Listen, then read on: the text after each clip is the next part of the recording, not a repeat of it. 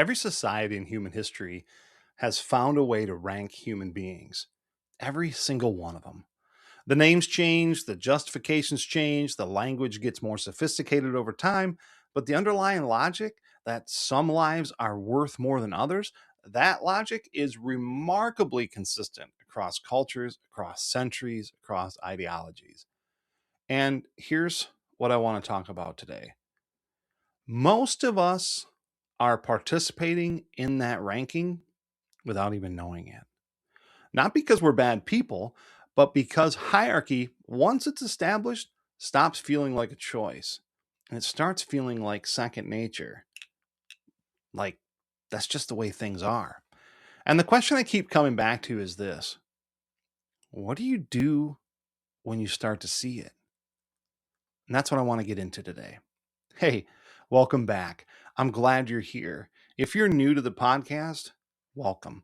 This is the space where we talk about leading from the inside out, living from values, and not depending on the system's approval to do so. It's building what matters. And in today's episode is a companion piece to a article that I wrote and published on Substack. It's called Empire, Caste, and the Quiet Work of Living Parallel. And I want to do something a little different today. I don't want to just summarize the article. I want to think out loud with you about it. Go a little bit deeper. Talk about where these ideas actually come from for me and why I think they matter right now. So grab your coffee, and let's get into it. I want to start with something I almost didn't include in the article because it felt vulnerable. I don't know. I just wasn't sure maybe it was relevant, but the more I look back on it and keep coming back to it, I think it's actually kind of the whole point. And I got to say, I didn't arrive at these ideas cleanly, right? I grew up in a liberal household. I talk about this in the article a little bit, but I was raised by hippie parents. Politics had a shape for me. And there were good guys and there were bad guys, and I knew which side I was on. And then I became a Christian, and not the casual kind of Christian either, the fundamentalist kind of Christian. And the current that I was drifting down reversed. New certainties replaced old ones. The framework changed completely, but my confidence didn't. When I believe something, I know I'm right. And I'd lived inside of that for years. The theology, the politics, the community, the whole ecosystem of it. And then slowly, then all at once, things started to crack. I spent almost 2 decades stepping away from the church as I knew it, deconstructing things that I held with absolute conviction. And I want to be clear about something. That process, it wasn't clean, certainly wasn't linear, and it sure as hell wasn't comfortable. It was disorienting in the way that losing a map is disorienting. Not because the territory around you disappears, but because you're no longer looking at the map for where to go. You suddenly have to look at everything else. And what I found on the other side wasn't necessarily a new ideology. It wasn't a new set of certainties to replace the old one. Um, it was something quieter. A growing suspicion that the deepest problems I had been trying to solve through politics, through religion, through community were older and more structural than any party or doctrine could address. And I think that's where this conversation really begins. Because once you start seeing the structure, once you start seeing how deep the hierarchy actually goes, you can't unsee it. And that's both clarifying and horrifying and certainly overwhelming all at the same time. So let's start with talking about the structure. I want to talk about a book that genuinely is shifting something for me. It's called Caste, The Origins of Our Discontents by Isabel Wilkerson. Now, if you haven't read it, I would encourage you to do so. But let me give you the core idea because it reframes a lot of things. Most of our public conversation about inequality centers on racism. And racism is real, it's consequential, and I'm not minimizing that. But Wilkerson's argument is that racism is often just the most visible layer of something deeper. And that deeper thing is caste. She defines caste as a fixed and embedded ranking of human value. Let me say that again. She defines caste as a fixed and embedded ranking of human value, the presumed supremacy of one group set against the presumed inferiority of others. And here's the distinction that really landed for me. She says race is the skin, caste is the bones. Race is visible, caste is structural. And the structure tends to outlast whatever language is being used to justify it in any given era. So think about that for a second here. The specific justifications change, the moral vocabulary evolves, but the underlying ranking, who belongs at the center, who exists at the margins, that persists.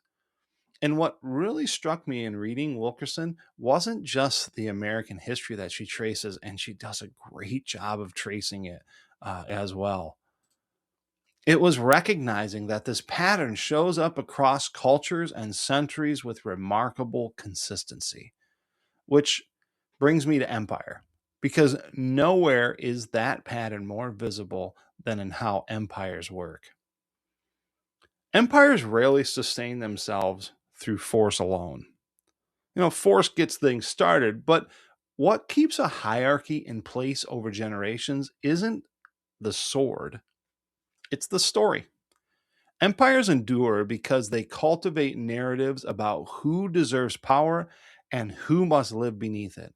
And those narratives become so embedded in the laws and the economics and the cultures and imagination that eventually they stop feeling like narratives at all and they start feeling like second nature. Citizens and outsiders, elites and laborers, masters and servants. The names shift across history, but the logic is strikingly similar. And this is what makes hierarchy so durable and honestly so insidious. It doesn't only oppress people, it teaches people to see the oppression as order. It's just the way things are. So, what do you do with that? Because I don't think the answer is purely political, and I don't think it's purely spiritual either. I think the most honest and compelling responses throughout history have come from somewhere else entirely. Okay, so I want to talk about Jesus for a minute. And I want to do it carefully because I know that this audience is diverse. Some of you are deeply rooted in your Christian faith. Some of you are in the middle of deconstructing it. Some of you have walked away from it entirely, and I can't say I blame you. And some of you come from completely different traditions or no tradition at all. And I'm not here to sell you some theology, not even my own. I'm here to talk to you about a historical figure who I think had something genuinely important to say about power and hierarchy. Something that gets lost when we turn him into a mascot for political programs and religious schemes.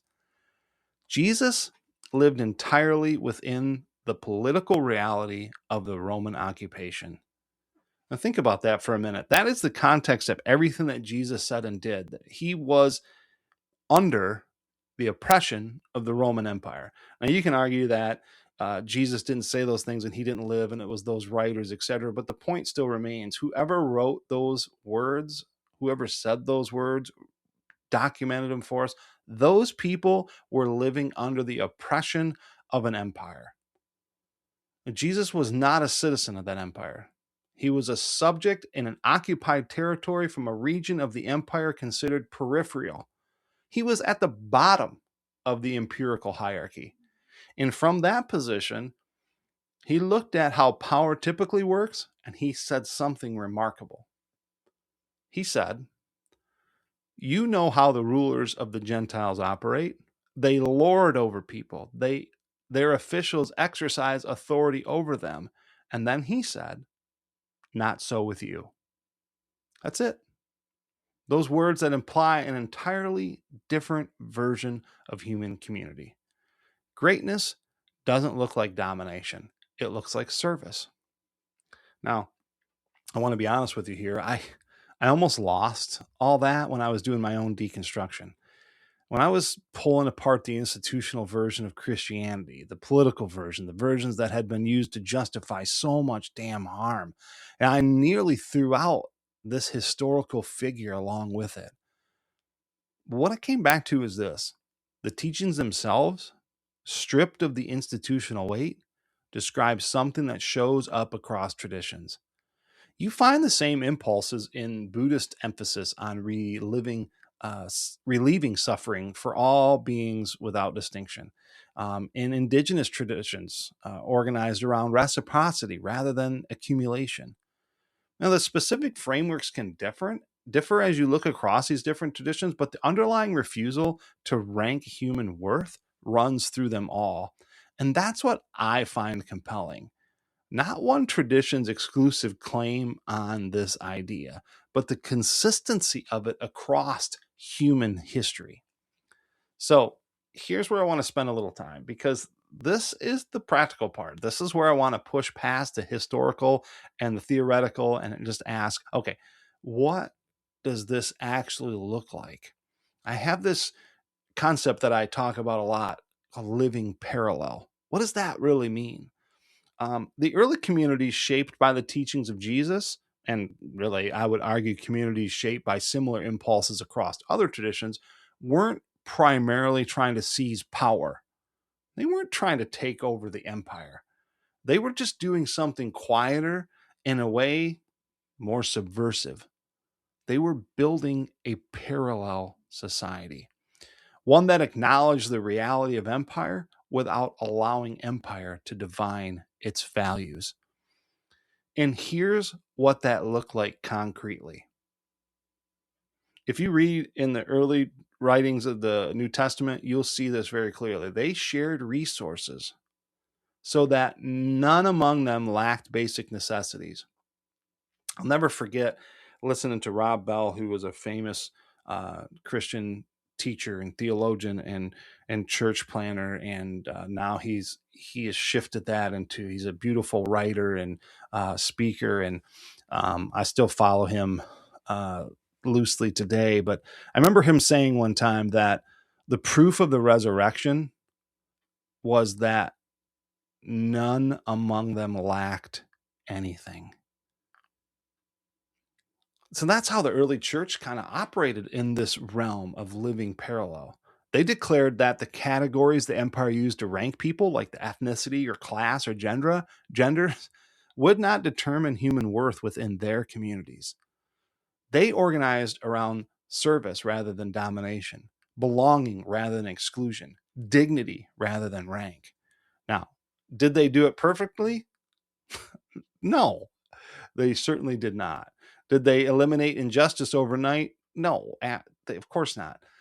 History is complicated, and so were they. All you got to do is read the early writings of Paul and the other New Testament writers, and you find out very quickly that these people were just as messed up as we are. But they were practicing something.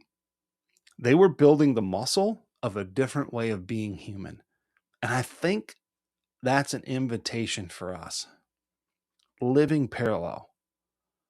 The way I've come to think about it is not a retreat from the world. It's not apathy about injustice, and it's not saying the system doesn't matter.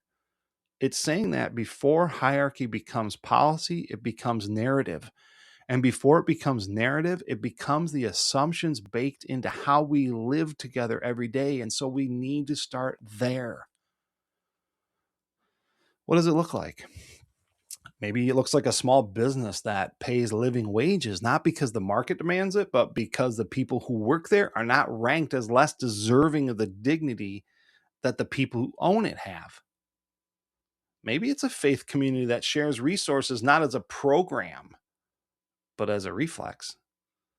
Maybe it's neighborhoods organizing around making decisions by consensus rather than whoever has the loudest voice or the most credential or the most income.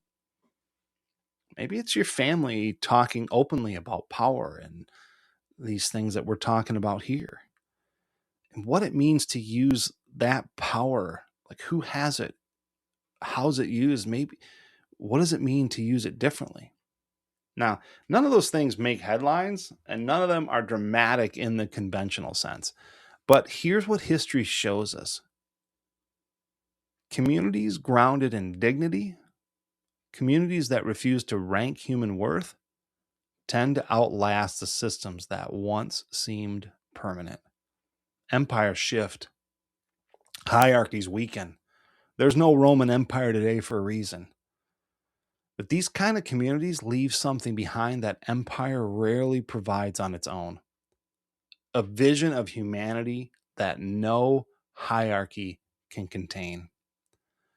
I want to close with this. I spent a long time looking for the right system, the right politics, the right theology, the right framework that would finally make sense of everything. And what I found after the long way around is that the work doesn't begin with systems. It begins with how we choose to live, how we choose to treat people immediately around us, what assumptions we allow to quietly organize our shared lives. That's not a small thing. That's actually everything. If this episode stirred something for you, the full article is on my Substack. It goes deeper into the caste framework, the historical context around Jesus and the empire, and what living parallel looks like across different traditions. The link will be in the show notes. And if you know someone who's in the middle of their own long way around, someone who's deconstructing, who's questioning, who's trying to figure out what they actually believe and why, or just how to exist in this empire in a way that's healthy and true to who you are, and share this episode with them. Not because I have the answers, but because sometimes it helps just to know someone else has been there and is in the same territory. Thanks for spending this time with me. Lead aligned, live parallel, build what matters. I'll talk to you next time.